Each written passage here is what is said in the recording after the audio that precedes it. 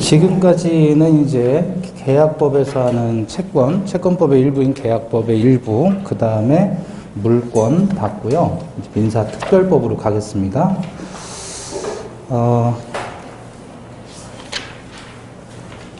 여러분 교재는 521페이지, 그렇게 보시지 말고 516페이지 보셔요. 516페이지. 여기 보시면 이제 1번에서 주택임대차보호법 이렇게 나오죠. 그래서 민사에 관해서, 민법은 민사에 관해서 일반법이라면 지금부터는 민사에 관한 특별법이에요. 근데 특별법이 수백 종이 있어요. 민사특별법은 수백 개가 있는데 그 중에서 우리 시험범위에 해당하는 것만 모아놓은 겁니다. 이게 첫 번째가 뭐죠? 주택임대차보호법. 두 번째가 상가건물 임대차 보호법, 세 번째가 가등기 담보 등에 관한 법률, 네 번째가 집합건물의 소유 및 관리에 관한 법률, 그 다음에 다섯 번째가 부동산 실권리자 명의 등기에 관한 법률, 이렇게 5개 법이에요. 자, 칠판 보시고 주택임대차 보호법, 그 다음에 상가건물 임대차 보호법, 이 2개 법은요, 이런 거예요. 임대차를 보호하는 게 아니고요. 엄밀히 말하면 임차인을 보호하는 법이에요. 주택임차인 보호법, 상가임차인 보호법. 그런데 왜 법 제목을 임대인이 보호되느냐, 임차인이 보호되느냐 헷갈리게 만들었을까요? 임차인 보호법 하면 임차인을 보호해주는 법이구나 이렇게 명확하게 알 수 있는데 법 제목을 왜 이렇게 만들었을까요? 헷갈리게 하려고. 왜 헷갈리게 하려고 했을까요? 법을 만든 사람들이. 그러니까 임대인이 화낼까 봐. 네? 보수정당에서는 임차인 보호법 하면 임대인 쪽에서 표가 안 나오죠? 그죠? 보수정당에서는, 진보정당에서는 임차인 보호법이라 하고 싶지요. 그죠? 근데 보수 쪽에서 표가 또 안 나올까봐. 그러니까 임차인 보호하는지 임대인 보호하는지 애매하게 임대차 보호법 이렇게 한 거예요. 물론 제 추정입니다. 개인적인 추정. 자, 엄밀히 말하면 얘네들은 누구 보호하는 법이다? 임차인 보호하는 법이다. 그러면 가등기 담보 등에 관한 법률. 요거는요. 민법상 임대차에 관한 특별법이고 요거는 방금 전에 우리가 봤던 저당권에 대한 특별법이에요. 요거는 엄밀히 말하면 사채업자들을 제재하기 위한 법입니다. 사채업이 뭐예요? 소위 상업용 쪽인데 우리 옛날에 학교 다닐 때 고리대금업자들 들어보셨죠? 그 고리대금업자가 지금은 사채업, 소위 어떤 거? 소위 저축은행 뭐 그런 거 있잖아요. 그런 짓거리 하는 사람들 제재하는 거예요. 근데 그게 지금은 합법화되어 있잖아요. 그러면 TV 광고도 하잖아요. 옛날부터 고려시대, 조선시대 거치면서 고리대금업은 시대 여하를 불문하고 항상 좋았어요. 예? 예. 근데 지금은 아예 대놓고 그냥 광고를 하잖아요.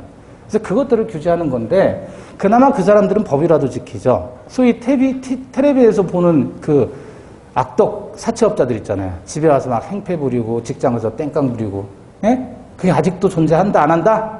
한다. 아직도 한다, 아직도. 그런 사람들 제재하기 위한 법이다. 요건 이제 집합건물의 소유 및 관리에 관한 법률인데, 요건 뭐냐면, 과거에는요, 70년대, 80년대만 해도 고층 건물이 없었죠. 그래서 그 당시에는, 소위 민법 215조에 보면, 구분 소유라는 제도가 상민관계로 규정이 돼 있었어요. 자, 주택을, 아파트가 활성화되지 않은 시절이에요. 70년대.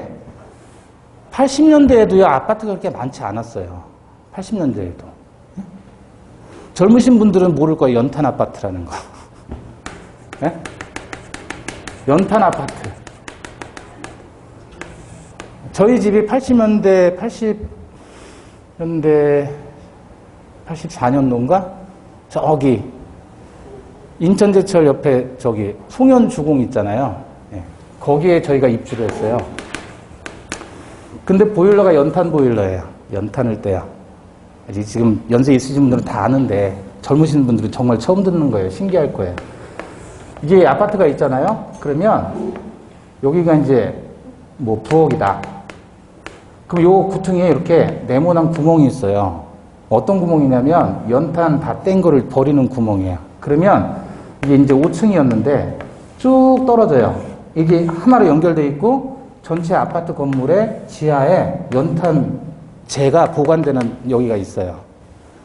네. 그럼 이렇게 버리면 돼요. 그럼 여기 연탄을 떼면 이거 가지고 냉난방이 되는 거예요.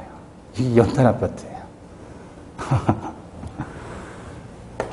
자, 근데 이게 80년대인데 70년대, 60년대에는 이런 게 없었죠. 그러니까 그때는 지금 아파트 분양할 때 이런 식으로 아파트 지어가지고 이렇게 분양을 하지만 그 당시에는 이런 식으로 분양을 했어요. 벽이 이웃하고 벽이 붙어 있어요. 합벽이라고 합니다. A라는 사람 소유, B라는 사람 소유, C, D 해서 단독주택을 분양을 했어요. 이게 고급주택이었단 말이에요. 60년대, 70년대에는. 자, 이런 시절에는 건물의 구조가 간단하잖아요. 근데 이게 점점 주상복합으로 바뀌다 보니까 고층화되죠. 이걸로 해결이 안 되는 거예요. 그래서 요거를 규제하기 위해서 이걸 만든 거예요. 그래서 집합 건물이다라고 했을 때는 보통은 건물이 있으면 이 건물이 하나란 말이에요. 한 동의 건물이 건물 한 개란 말이에요. 한 개. 근데 이거를 지금 쪼개는 거예요.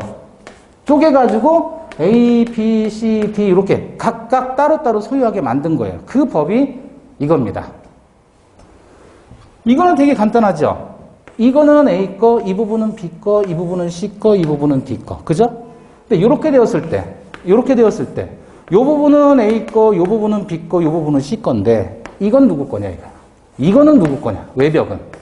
엘리베이터는 누구 거냐. 이게 규정이 다 다르단 말이에요. 그래서 이런 건물들, 하나의 건물들이 모여서 집합되어 있는 건물이 소유는 어디까지 소유고 관리는 어떻게 해야 되느냐라는 걸 정한 법이 이 법입니다. 마지막으로 부동산의 실제 권리자 명의로 등기를 하면 문제가 없어요. 등기된 사람이 그 부동산의 소유자이면 돼요. 근데 문제는 그 등기가 실제 권리자 명의로 등기가 되지 않은 경우예요. 자, 내 것인데 A라는 사람 소유인데 등기를 보니까 B라는 사람으로 등기를 해놨다. 그럼 이 사람 이름으로 이 사람이 실제 소유자라면 이 사람 이름으로 등기하는 게 정상인데 얘 이름으로 안 하고 얘 이름으로 하더란 말이에요. 그럼 이 사람의 명의를 가지고 얘를 믿고 맡겼잖아요. 그래서 이런 걸 뭐라 그래요? 명의신탁이다 이렇게 얘기를 해요. 제가 부동산을 사는데 저한테 세금 많이 떨어질까 두려우니까 어떻게 해요? 여동생 명의로 등기한다. 그럼 저는 신탁자, 여동생은 수탁자 이렇게 되는 거예요. 이걸 명의신탁이라고 합니다. 자, 각각을 다시 한번 보겠습니다. 시험은 각각 해서 한 문제씩 꼭 출제가 돼요. 그럼 총 몇 문제예요? 5문제잖아요. 근데 매년 6문제가 출제됩니다. 공식적으로. 그래서 한 번은 요게 2문제 나올 수도 있고 어떤 때는 요게 2문제, 요게 2문제, 요게 2문제, 요게 2문제.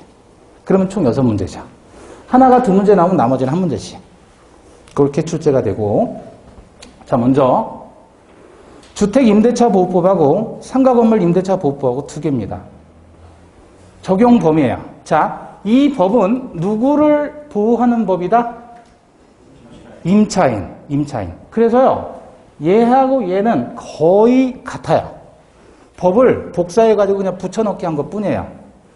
그러면 여기서 나오는 것은, 이건 한꺼번에 공부를 해야 되는데, 출제가 되는 분야는 거의 흡사한데 차이점만 기억하시면 돼요.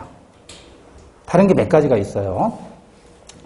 자, 일단 적용 범위다라고 했을 때 이건 무슨 말이냐면, 이 법이 적용되면 누가 보호된다?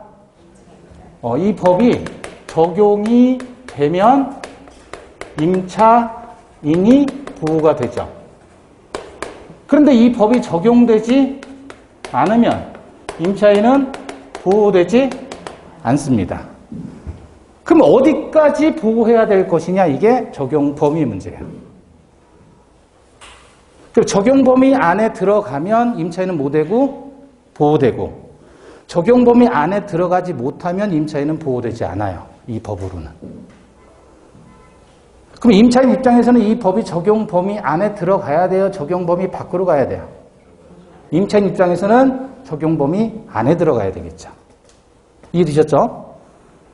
자, 주택임대차 보시면 상가임대차하고 비교하는 겁니다. 자, 일단 주거용 건물에 임대차가 있었을 때 임차인이 보호가 돼요. 주거용 건물이다라고 하면 용도가 어떻게 쓰인단 말이에요? 네? 주거로 쓰이면 되는 거예요, 주거로. 자, 그런데 상가 건물 임대차가 적용되려면 일단은 무슨 건물이어야 돼요? 영업용 건물이어야 돼요.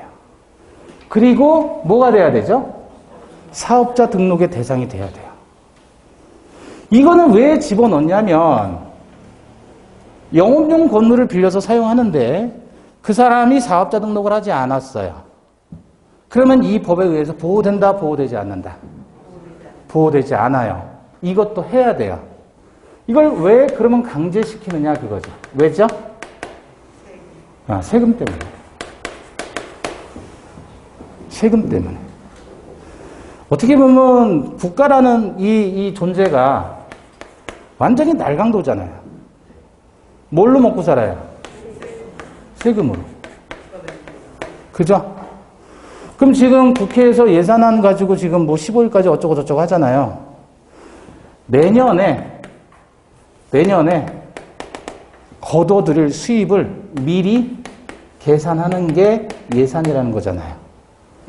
그럼 예산이라는 말은 지금 내가 있는 돈 가지고 쓰겠다는 얘기예요? 내년에 가져와서 쓸 계획을 얘기하는 거예요.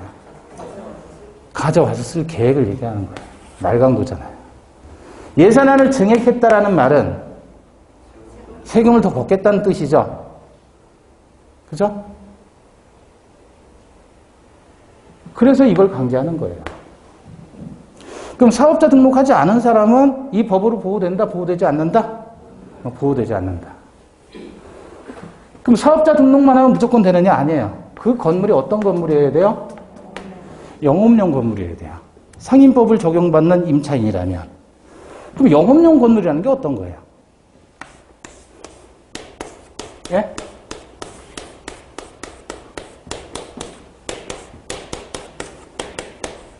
뭐라고 썼죠?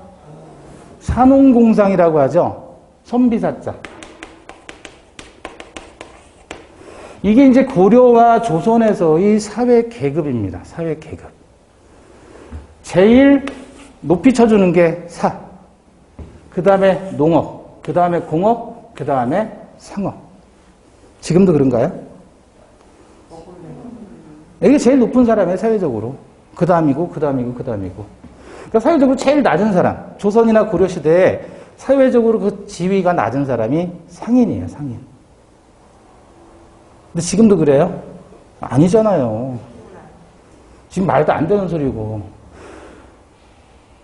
지금은 이게 최고화되는 경우도 있고, 분야에서는. 분야별로. 이게 최고인 사람들도 있고, 이게 최고인 사람들도 있어요. 그죠?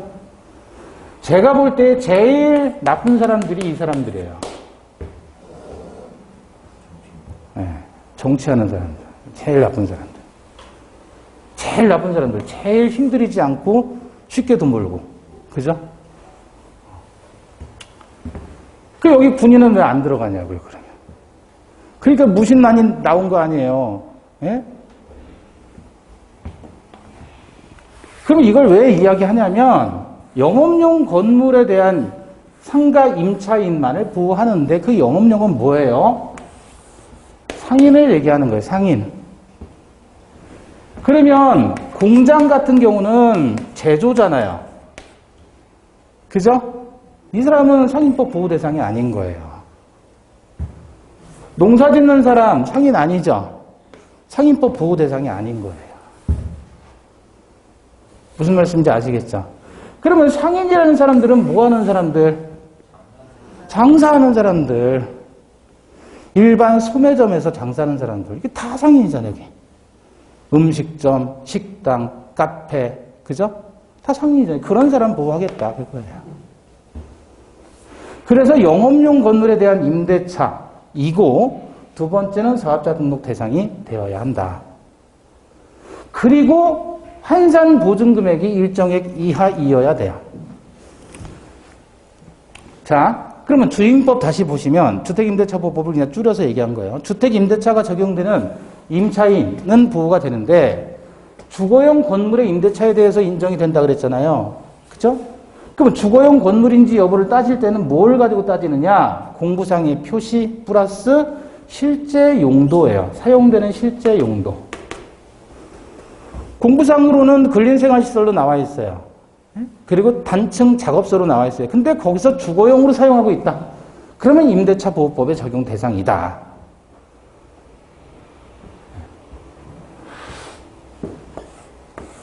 근데 문제는 이제 겸용이 문제인데 여기 방이 있어요, 방. 여기 부엌이 있어요. 그죠? 방이 있고 부엌이 있어요. 방이 두 개 있어요, 방. 방이 있고 부엌이 있고 그 다음에 여기는 이제 홀로 운영이 돼요. 방이 지금 두 개, 여기까지 이것도 방이라고 보면 이렇게 방이 크게 몇 개로 되어 있어요? 4개로 되어 있잖아요. 여기서 뭐를 하냐면 방이 많으니까 이런 걸 뭐라 그래요? 다방이라고 해요. 다방. 다방. 들어보셨어요? 커피숍이라는 단어보다는 다방이라는 말이 훨씬 더 많이 쓰였습니다. 과거에는. 지금이야 다 커피숍이죠. 그죠? 다방이에요, 다방. 다방인데 A라는 임차인이 여기서 먹고 자고 그래요. 그리고 여기는 홀로 운영해요, 홀로. 그래서 이렇게 갖다 놓고 테이블, 소파 같은 거 갖다 놓고 커피를 파는 거예요. 이런 데를 다방이라고 한다고요. 다방이 뭐라고요? 방이 많아서 다방. 제가 너무 하이로 지금 조크를 한 거예요? 아니면 유치해서 안 웃는 거예요? 자, 어쨌든 그러면 이 임차인은 보증금하고 월세 내면서 여기서 다방이라는 영업을 하잖아요. 주택임대차보호법이 적용될까요? 안 될까요? 이거는 실제 용도가 여기서 잠자는 방이 있다라고 해도 실제 용도가 이것은 영업이잖아요. 그러니까 주거용으로 볼 수는 없다. 뭘 가지고 따진다? 실제 용도. 그래서 실제 용도가 공부상 표시는 중요한데 그게 다가 아니라 실제 용도가 주거용으로 쓰인다면 주택임대차보호법의 적용 대상이므로 그 임차인은 보호된다. 그런 얘기입니다. 또 하나 볼까요? 옥탑이라는 거 들어보셨죠? 옥탑방. 옥탑방. 이거는 주거 용도예요? 아니에요? 옥탑방이라는 건 건축 구조 자체가 건물 위에다가 불법으로 이렇게 만든 거잖아요. 여기 사람이 살 수 있는 공간은 아니에요. 옥탑이란 데가. 뭐 저 물탱크 같은 거 놓고 이렇게 하는 게 옥탑이란 말이에요. 근데 여기 슬쩍 해가지고 여기다가 세를 주고 저 보증금 받고 월세를 받더란 말이야. 실제로. 그럼 요 임차인도 보호되는 임차인에 해당하느냐 그거야. 옥탑이라는 거는 사실 거주용으로 만드는 게 아니에요. 네. 그런데 이 옥탑방을 임대차 했을 때 이 임차인은 보호되는 임차인이냐? 그렇다는 거예요. 왜? 네, 공부상의 표시가 중요한 게 아니고 실제 용도다. 특히 여러분 오피스텔 들어봤어요? 오피스가 뭐죠? 사무실입니다. 사무실. 그럼 오피스텔은 사무실용 건물이에요. 그죠? 근데 실제로 공부상으로는 오피스텔이라고 해도 실제 사용하는 용도가 뭐라면 주거용이라면 주택임대차보호법이 적용된다. 그 얘기입니다. 그래서 주거용 건물에 대한 판단은 뭘 가지고 한다? 실제 용도를 기준으로 한다. 그러면 이 건물이 미등기나 허가를 받지 않은 건물이 무허가 건물이라도 그 임차인은 보호된다, 안 된다? 보호된다. 왜? 실제 용도를 기준으로 하니까. 건물이면 당연히 등기가 있어야 되지 않아요? 그쵸? 그러면 건물이 등기되려면 당연히 허가받아야 되지 않아요? 여러분이 땅이 있다고 해서 돈이 있어요. 땅도 있고. 그럼 내가 여기다 건물 짓고 싶다 이렇게 해서 지으면 되나요? 안 돼요. 절대 안 돼요. 그럼 내가 내 돈 가지고 내가 건물 짓겠다는데 누가 뭐라 그래? 일단 여기에 용도 지역 지구가 맞아야 돼요. 건축이 가능한 땅이 있어요. 그걸 나라에서 법으로 정한 거예요. 반드시 건물 짓기 위해서는 뭐가 있어야 돼요? 일단 길이 있어야 돼요. 길. 사람이 이용할 수 있도록. 길을 만들지 않으면 건축허가 안 나와요. 그래서 길 만들어 놓고 건축 허가를 받아요. 허가 받고 그 다음에 뭐 하는 거죠? 등기까지 가는 거예요. 이게 정상적인데 길도 사실상 도로로 인정되지 않는 길이며 허가도 못 받은 거예요. 당연히 길이 없으면 도로가 없으면 허가가 안 나오니까. 그죠? 허가 안 받으면 당연히 등기를 못 하겠죠. 그렇게 해서 버젓이 건물 지어놓고 임대차 하는 거예요. 그럼 임차인 보호된다 안 된다? 된다. 실제 용도를 기준으로 하니까. 그럼 이 상가 건물 임대차도 마찬가지인가? 그렇다는 거예요. 이것도. 허가받지 않고 등기하지 않은 거 잘못된 건물인데 어쨌든 임차인은 보호해주겠다. 자, 미등기 전세에 준용된다라고 하는데 미등기 전세는 뭐냐면 여러분 임대차라는 건 속칭 말하면 임대차라는 건 뭐죠? 월세 계약이에요. 월세는 보통 어떻게 하죠? 보증금의 월 단위로 세를 내죠. 보증금 500에 월세 20 이런 식으로 계약하잖아요. 그죠? 그런데 미등기 전세는 뭐죠? 전세 계약이에요. 근데 뭐는 안 했다? 전세권 등기를 안 했어요. 이거는 채권이다, 물권이다. 그래서 이걸 다른 말로는 뭐라 그래요? 채권적인 전세라고 하고 우리가 지난주에 공부했던 전세권은 물권인 거예요. 전세권은. 그럼 얘하고 차이점은 뭔데요? 얘는 전세권 등기가 들어간 거고 얘는 전세권 등기를 하지 않은 거고 전세금만 주고. 그러면 얘는 물권이잖아요. 물권. 그죠? 근데 얘는 뭐죠? 채권이에요. 그럼 월세가 아니라 전세로 들어갔잖아요. 그걸 똑같이 보겠다는 얘기예요. 그래서 이 임대차에 있는 주택 임대차에 있는 관한 규정을 법 조문, 법 규정을 얘한테 준해서 사용하겠다는 겁니다.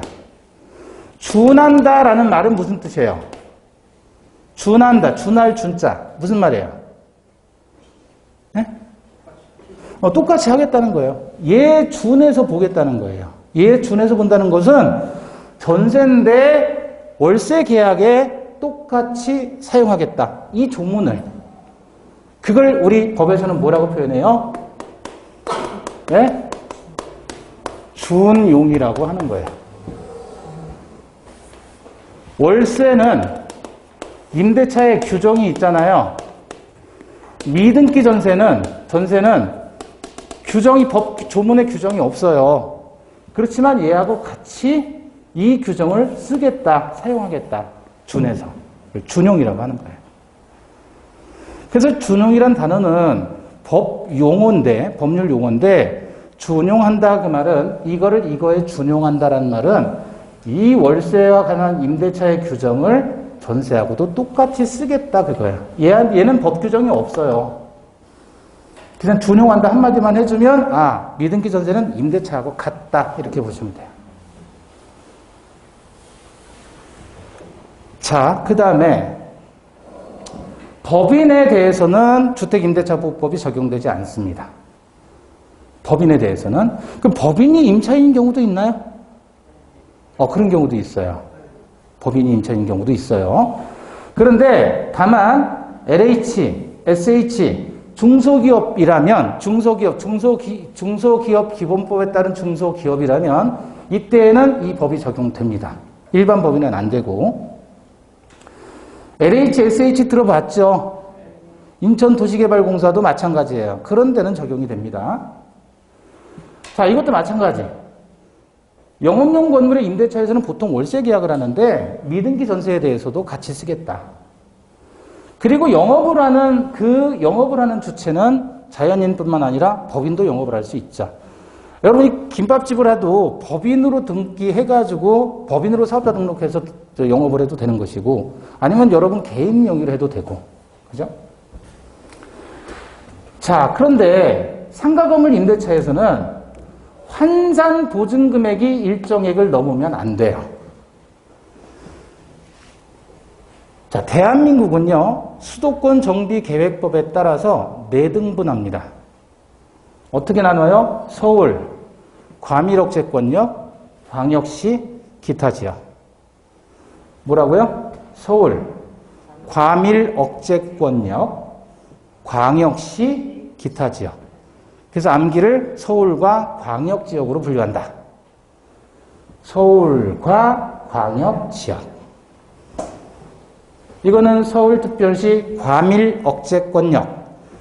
과밀이라는 건 뭐예요? 인구 밀도가 초과됐다 그거죠. 그러니까 초과되지 않도록, 인구 밀도가 너무 높아지지 않도록 억제하는 권역을 말하는 거고, 이거는 광역시 지역. 그래서 요거 아닌 나머지 기타 지역으로 분류를 한다. 점점 도시로 사람들이 몰리잖아요. 그죠? 시골은 인구가 자꾸 빠져가죠. 그 대도시들이 바로 과밀억제권역에 해당하는 거예요. 자, 그랬을 때 서울 지역에서는 9억 원 이하여야 돼요. 환산 보증금액이. 그 환산 보증금 어떻게 계산을 하냐면, 자, 예를 들어서 보증금 2억 원에 월세가 3천만 원이다. 이런 상가라고 해봐요. 보통 이제 보증금과 월세로 계산하잖아요. 월세 곱하기 100을 하고 이걸 더해줍니다. 그러면 월세 3천이니까 100 하면 얼마예요? 네? 3억이에요? 30억이잖아요. 그 보증금 2억 들어가면 32억이죠. 요거 환산 보증금액이 지금 32억이에요. 그러면 서울 지역에서는 9억 원 이내일 때 이 법을 적용하겠다 그랬잖아요. 얘는 적용 대상이다, 아니다? 아니다. 그 월세가 300이에요. 보증금 2억에 월세가 300이에요. 그럼 환산 보증금은 얼마? 300에 공 2개 붙여요. 3,003억이잖아요. 3억 플러스 2억 하면 얼마? 5억. 5억이면 서울 지역에서 환산 보증금이 5억이면 9억 원 이하에 해당하죠? 그럼 이건 상인법 적용 대상이다. 그 얘기예요. 이해되셨어요? 과밀억제권역은 6.9억, 6억 9천. 기타 지역, 광역시 지역은 5억 4천. 기타 지역은 3억 7천. 요 범위 내에 들어갔을 때 이 법을 적용하겠다. 그 얘기입니다. 근데 이런 것들은 민법에서는 문제를 낼 때 서울 지역에서는 환산 보증 금액이 얼마냐 이런 문제 나오지 않아요. 그래서 이런 것들은 암기사항이 아니에요. 근데 모르겠어요. 공인중개사법 같은 데서는 낼 수도 있어요.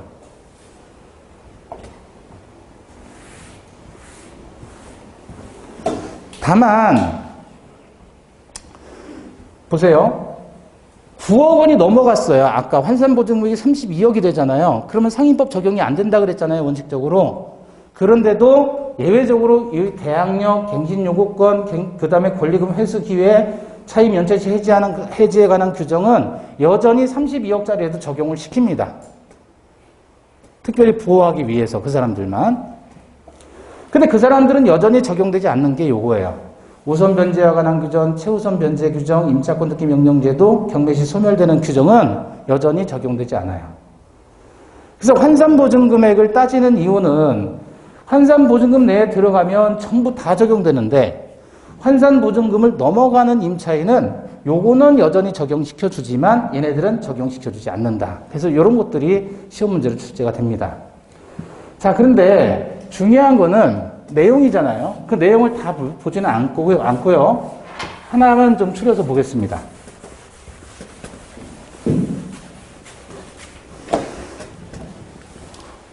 이제 대항력이에요. 이건 주택임대차하고 상가임대차 똑같습니다. 자, 대항력이다 그러면 대항할 수 있는, 역자가 힘력자죠. 대항할 수 있는 힘이에요. 근데 대항이라는 표현은 일본식으로 많이 쓰니까, 일본식으로 표현을 한 거니까, 우리식으로 표현하면 이거는 주장한다 그런 뜻이에요. 주장한다. 그럼 주장할 수 있는 힘이잖아요. 그죠? 그걸 대항력이라고 표현합니다. 그럼 여기 보셔요. 그럼 뭘 대항하느냐? 임차권을 가지고 대항한다라는 측면이에요. 근데 임차권을 가지고 대항한다라는 말을 왜 써야 되냐면 임차권은 채권입니다. 채권이라는 건 뭐라 그랬죠? 특정인이 특정인에게 특정한 행위를 요구하는 권리. 즉 채권자가 채무자에 대해서만 요구하는 거예요. 채무자에 대해서만. 근데 그거를 누구에게요? 제3자에게 주장하는 거예요. 채무자가 아닌 제3자에게 자기 채권을 주장한다. 그럼 말이 돼요, 안 돼요? 여러분이 채권자고 제가 채무자예요. 그럼 1억 원이라는 채권을 가진 여러분이 채무자인 저에게 1억 원 달라고 얘기한 건 당연한 거죠. 근데 지나가는 사람 붙잡고 너 1억 원 내놔 라고 할 수 있다는 거예요, 지금. 말이 되는 소리, 안 되는 소리. 말이 안 되는 소리잖아요. 근데 그걸 이렇게 만들어 놓은 거예요. 자, 임대차입니다. 갑이 자기 소유 집을 을과 임대차예요. 그럼 누가 임대인, 집주인?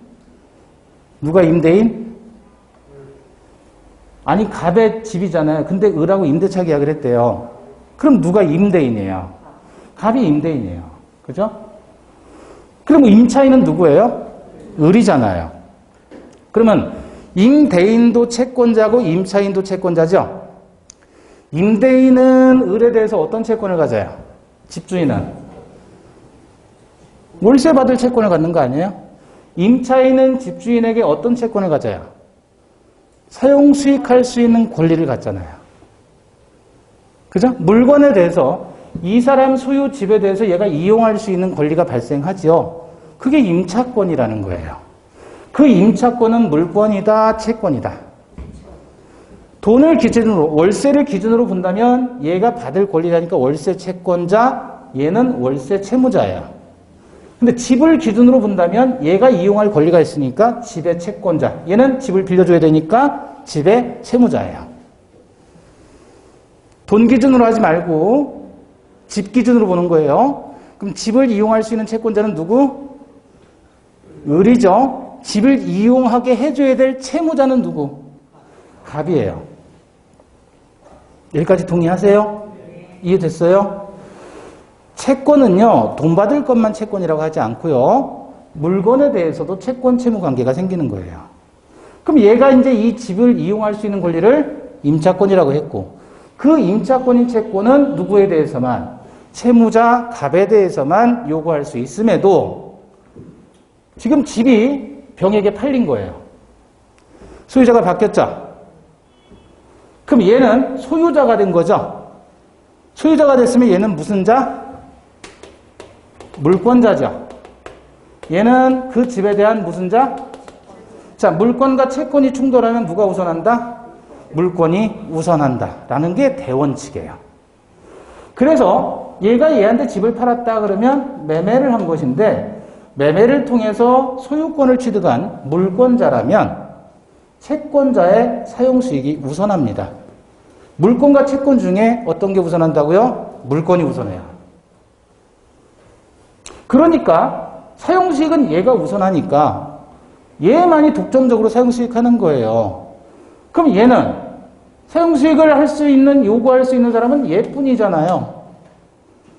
따라서 소유자가 너 나가 그러면 얘는 쫓겨나야 되는 거예요.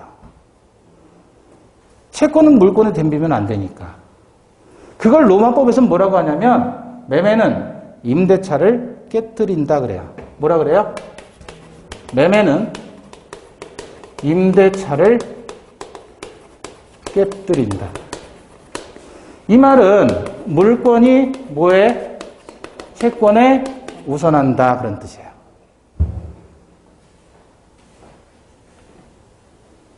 자, 이러다 보니까 임차인은 쫓겨나요, 안 쫓겨나요? 쫓겨난단 말이에요. 이게 대원칙이에요. 그래서 주택임대차나 상가임대차보호법에서는 누구를 보호하겠다? 임차인을 보호하겠다. 그러면 쫓겨나지 않도록 해야 될 거 아니냐 그래요. 그러니까 얘가 제3자에게, 채권자, 채무자가 아닌 제3자에게도 자기 채권을 주장할 수 있다. 그래서 이 임차인이 일정 요건을 갖추면 소유자가 바뀌어도 얘는 자기 채권을 제3자인 새로운 소유자에게 주장할 수 있다. 그거를 뭐라고 한다? 임차권의 대항력이라고 하는 거예요. 자, 보시면 물권자고 채권자니까 채권자는 물권자에게 대항할 수 없단 말이에요. 그럼에도 불구하고 이 임차인인 채권자가 제3자에게, 채무자인 제3자에게 자기 채권을 주장할 수 있는 힘. 그 말은 결국은 이 을이라는 사람은 쫓겨난다, 안 쫓겨난다? 안 쫓겨나도 된다. 그럼 이 법이 만들어지기 전에 소유자가 바뀌면 얘들은 다 쫓겨났던 사람들이에요. 소유자가 바뀌면 매매를 하든지 경매로 넘어가든지 해서 소유자가 바뀌어버리는 순간 얘들은 항상 쫓겨났다. 그래서 이 법을 통해서 임차인에게 대항력을 준 거예요. 자, 대항력을 취득하기 위해서 필요한 조건입니다. 주택에서는 뭐예요? 주택의 인도, 즉 주택을 점유하고 그 다음에 뭐를 해라? 주민 등록을 하면 대항력을 인정해 주겠다는 거예요. 상가건물 임대차에서는 상가건물 인도해라. 즉 점유하라는 거예요. 임차인이. 그리고 뭐를 반드시 해야 돼요?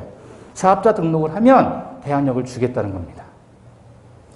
그럼 이게 어떤 의미가 있냐면 자, 갑이 임대인이고 을이 임차인이에요.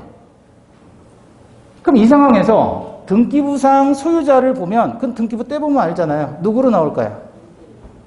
등기부상 소유자는 누구로 나와요? 갑, 을 중에 누구? 갑으로 나올 거란 말이에요. 그죠?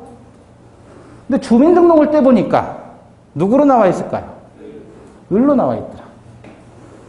아, 그러면 얘는 주민등록을 했다라는 말은 그 집에 살고 있는, 현실적으로 살고 있다라는 얘기죠. 그죠? 근데 현실적으로 살고 있는데 그 집주인이 자기예요? 을 입장에서 자기예요? 자기가 아니에요? 집주인 자기가 아니잖아요. 그럼 남의 집에 살고 있다는 걸 알 수 있죠? 그럼 이 을이라는 사람은 어떤 사람일까요? 똑똑 두드렸는데 문 열고 나오는, 이 집 앞에서 똑똑 두드렸는데 문 열고 나오는 사람 누구? 예? 을이죠? 아, 얘가 사는 사람이니까 갑은 안 나올 거 아니에요.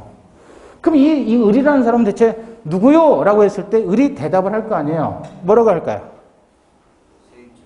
아, 나 세입자입니다. 라고 얘기할 수 있죠? 아, 그래요? 안 그래요? 그러니까 실제로 살아야 돼요? 안 살아야 돼요? 그래서 그게 요건이 되는 거예요. 근데 얘가 그녀가 될 수도 있나요?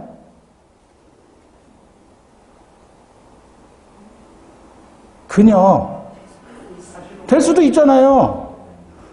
뭘 사실혼이에요? 사실혼은 1대1이라니까 법률상 혼인이 아니라 그냥 그녀에게 할 수도 있나요? 불륜관계예요, 불륜관계. 또는 유령일 수도 있나요? 유령, 고스트. 안 나와요. 아무리 눌러도 안 나와. 근데 주민등록은 돼 있어요. 그럴 수도 있나요? 즉 위장 전입자가 될 수도 있잖아요. 그죠? 또 집을 샀는데 등기를 하면 2주택 돼가지고 그래서 등기를 지금 안 하고 있어요. 등기를 하지 않은 매수인이에요. 근데 주민등록 왜 했어요? 애들 휘껴보내려고. 이럴 수도 있죠. 또는 임차인일 수도 있죠. 그러니까 이게 주민등록을 했다고 해서 임차인이라는 게 공시가 되지를 않는 거예요. 이게 왜 필요하냐면 제3자에게 주장하려면 그 제3자에게 뭐를 했어야 돼요? 공시를 해야 되는데 여러 사람에게 보여준다 그거잖아요. 공시를 하는데 주민등록 가지고 공시를 하면 정확해요? 정확하지 않아요? 정확하지 않지요. 그래서 실제로 살고 있으라는 얘기예요. 점유하라는 얘기입니다. 그래서 물어보면 나 세입자입니다 라고 이야기하면 되는 거예요. 말하라 그거예요. 말하라. 그러면 대항력을 인정하겠다 그 얘기입니다. 이해되셨어요? 그러면 여러분 지인이 월세 계약을 한대요. 그럼 뭐부터 무조건 하라 그래요? 계약하자마자? 그렇죠. 전입신고부터 하란 말이에요. 주민등록부터. 이해되시죠? 자, 잠시 쉬었다가 나머지 법률 보겠습니다. 이건 상가건물 임대차보호법에서는 주택임대차에서는 주민등록이라고 그랬잖아요. 상임법에서는 뭐라 그랬어요? 사업자 등록을 반드시 하라는 거예요. 잠시 쉬었다.